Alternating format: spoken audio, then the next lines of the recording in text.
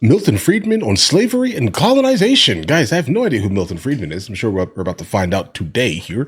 Apparently, this is going to be a piece of a lecture. Let's see. The lecture was called Is Capitalism Humane?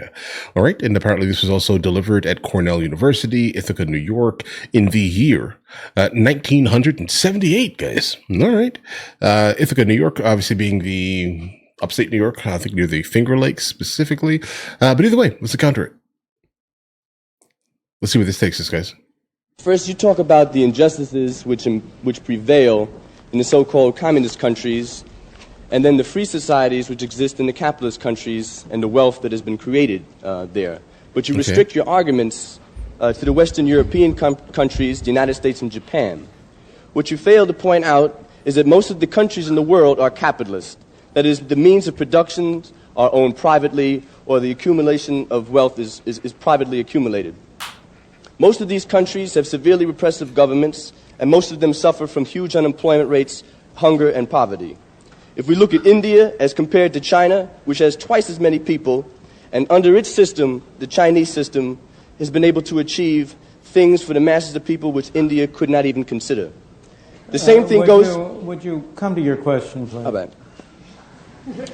Just two more points, because excuse me, I'd like a little bit of... free speech myself. That's okay. Okay. Yeah, we're definitely at a university based off of that right there, guys. It's intriguing here. You definitely, in fact, do have freedom of speech or utilizing it, but people also do not have to listen to anything that you're saying here. Like, listen, if you decide to go on some long diatribe while specifically, attempting to ask a question, I mean, I suspect that this is going to be something that consistently is going to happen here, guys. We don't want to deny you free speech. We just want to have as many people as possible. Thank you very much. And I think I agree with you, so let me Is this finish. Milton Friedman? I think I've heard the name. Which a lot of us feel is, first, you did not mention, in terms of the countries you were pinpointing, such barbarous countries as South Africa and Zimbabwe.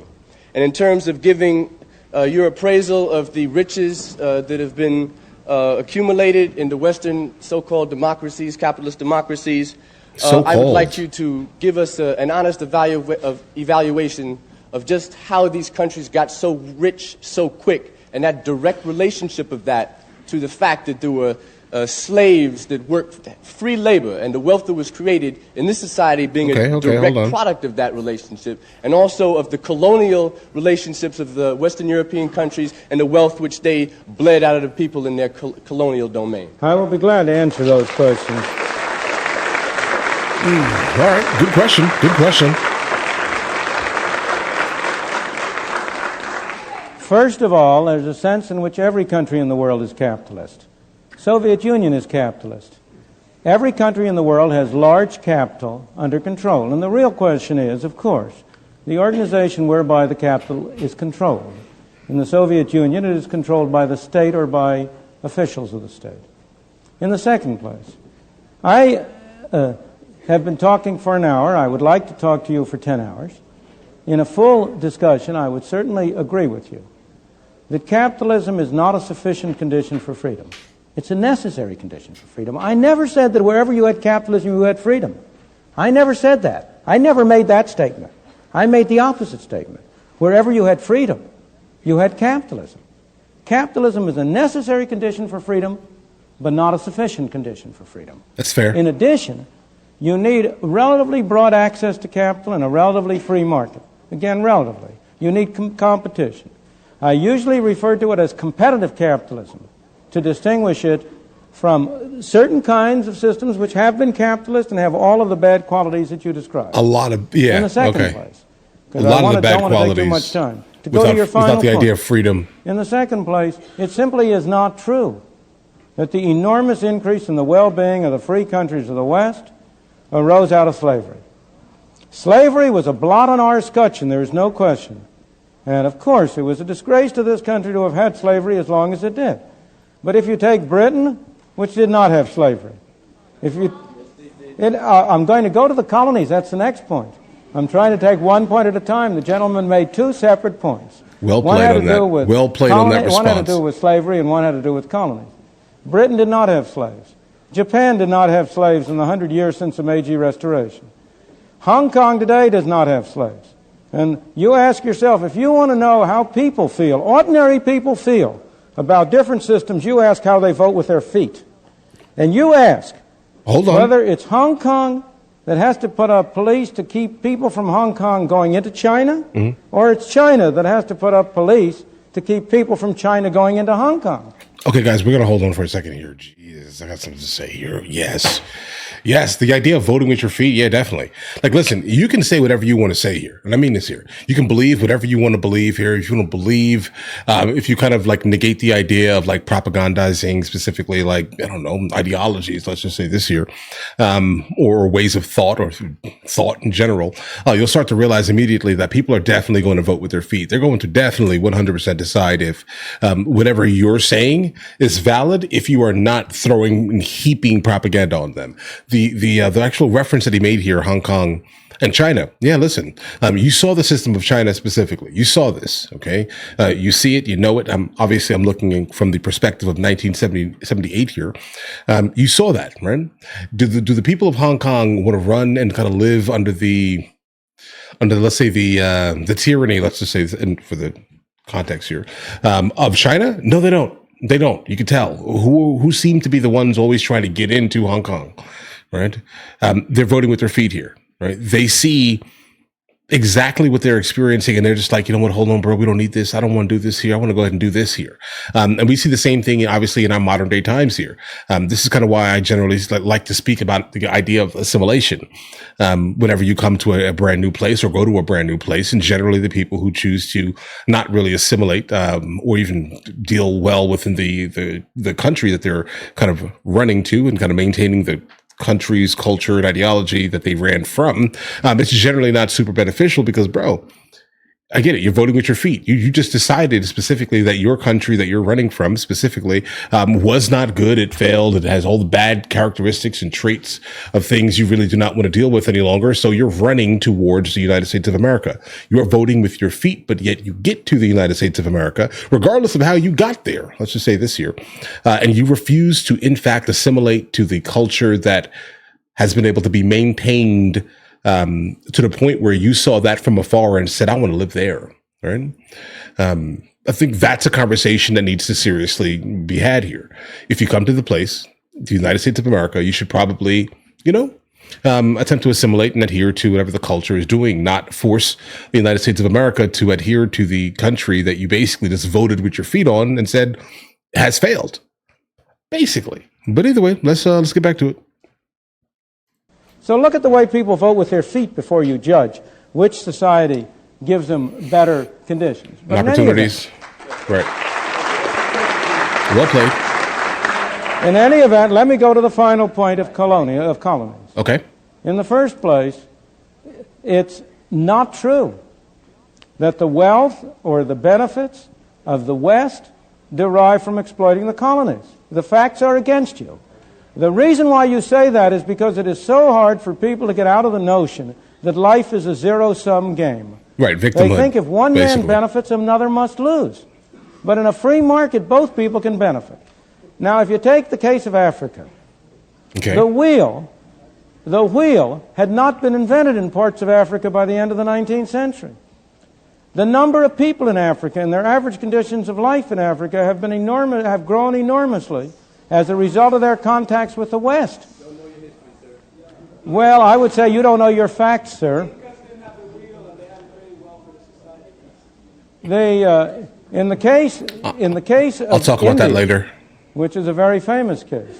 Okay, India. If you look again at the facts, all of the studies have shown that it cost Britain more to maintain India. Yeah, These definitely. are some famous studies by Jacob Viner, which went into the details of it in great detail. Okay, so Jacob Viner, obviously being he's Canadian, an economist. He spoke pretty much heavily during the 1930s and 40s, specifically on the economics of these type of things. This is basically what he talked about exclusively. Colonialism has always cost the mother country more than it ever gotten any direct or indirect economic benefits.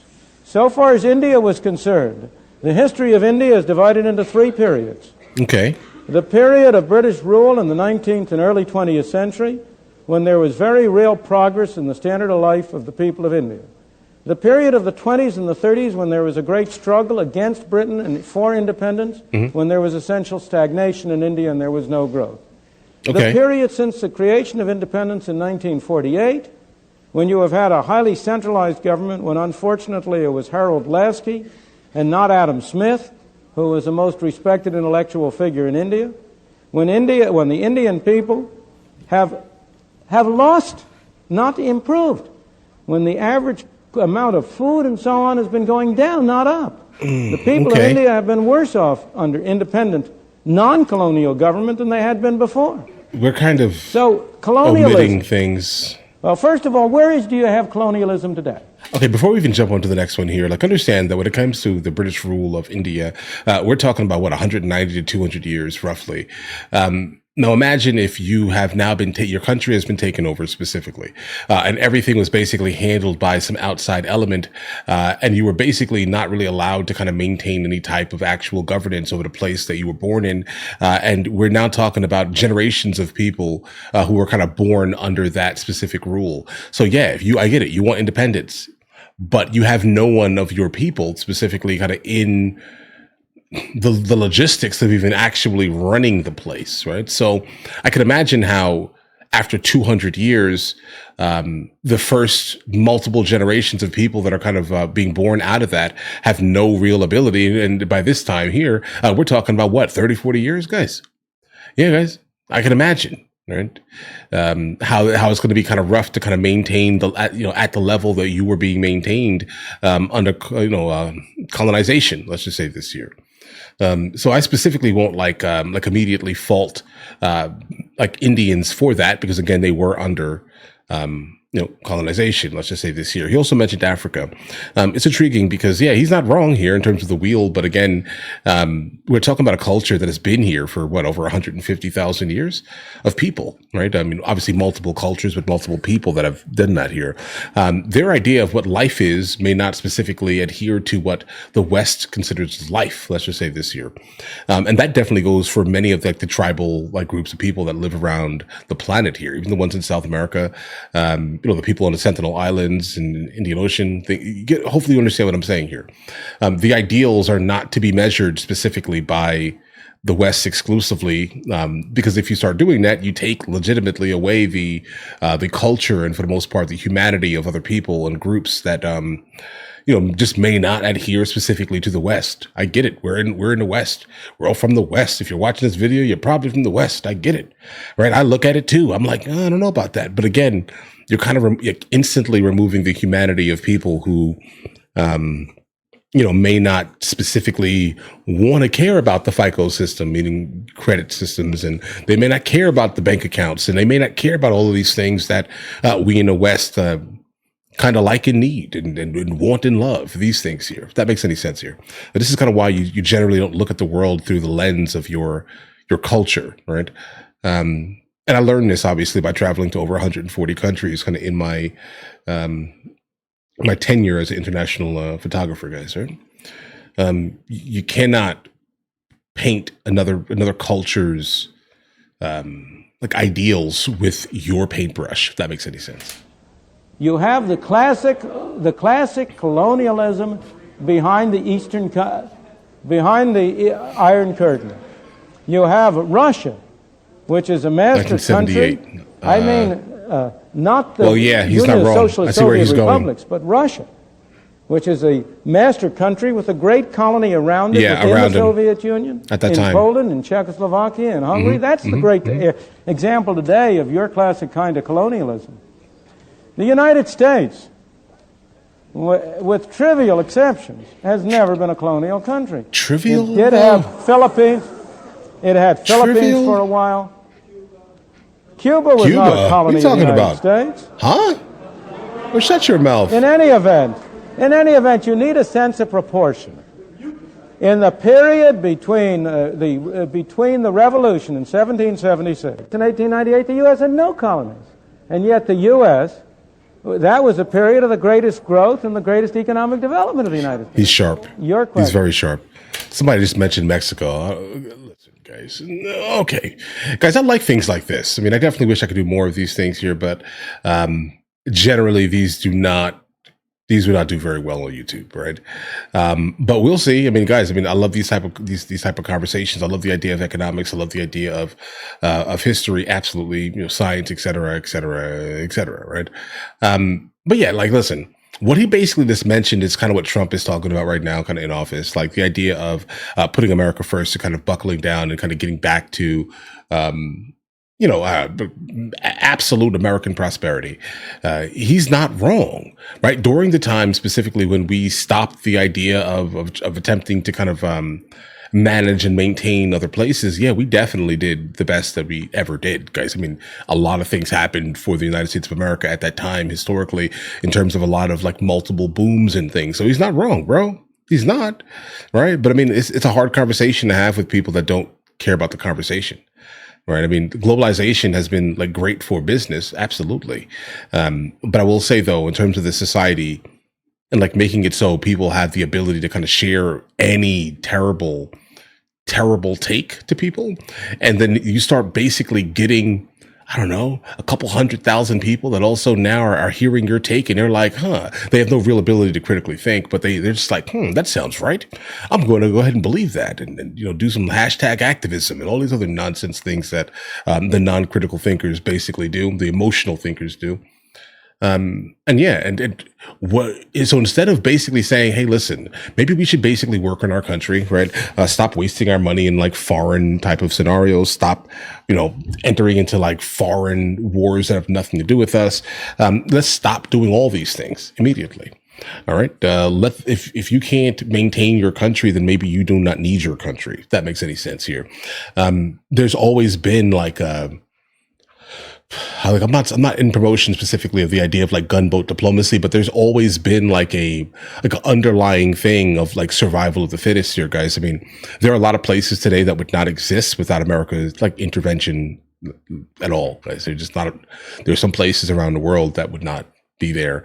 And again, maybe some of these places, if they couldn't manage themselves, maybe they shouldn't be, let's say, where they are. All right.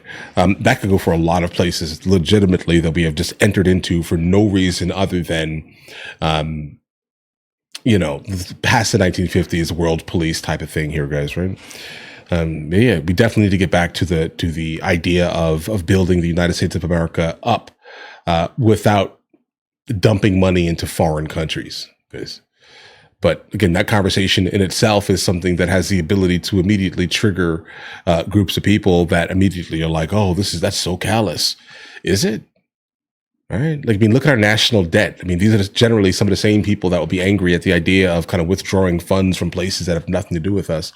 Are also the ones who are willing to completely balloon our national debt with like irrelevant entitlements and things like this here. Now, the idea of capitalism, I'd say in terms of like applying it to sociology is also intriguing to me. It always has been, because like, listen, bro, if you constantly are giving things to people, how are you going to be able to kind of innovate, right? Large scale. Are these people large scale going to be able to give back to the United States of America in any legitimate, meaningful manner? Or are they consistently going to be draws kind of on the budget, right? So the more programs that you are basically in promotion of, the higher the overall general national debt gets, right? So we have an issue here, guys.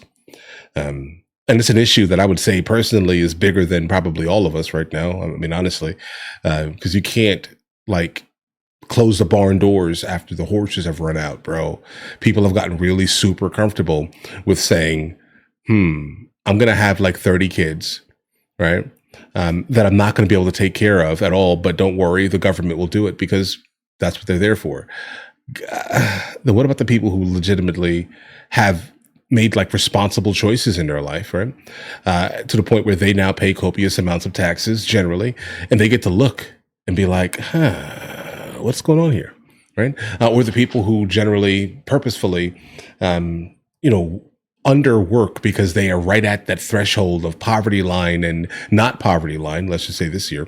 And they know the moment they pass that one specific number, even if it's by $5, right, they no longer are going to receive the entitlements basically given to kind of withdraw accountability from the person who created the situation kind of in the first place for themselves, be it having 30 kids, let's say, or be it victimization. Right? Not understanding that everyone is basically equal. Your situations could definitely be different, but in like a meritocracy type society that we're kind of within here, wouldn't it be super intelligent just to kind of buckle down, gain the skills needed to basically thrive and succeed, and kind of shed the overall woe is me, everyone hates me because I'm me type of thing here, guys, because it doesn't really seem very conducive for your own psyche. Like, understand this here. Even if it was a true statement that they are making, let's just say this here, how is it benefiting them?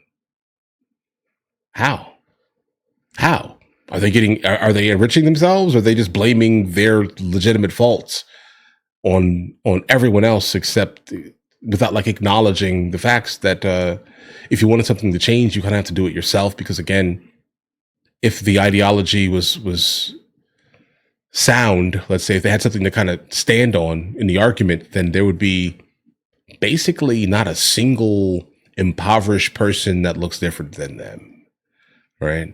That may also be stretch logic here in that context here, but we'll figure this out. You guys are really good at calling out stretch logic. But if that's the case, in fact, tell me in the comments and I'll respond to as many of you as humanly possible in terms of that statement there. But either way, listen, you guys all have an absolutely amazing day. Enjoy your day thoroughly. And again, this is a great, great conversation, guys. All right. Catch you guys later.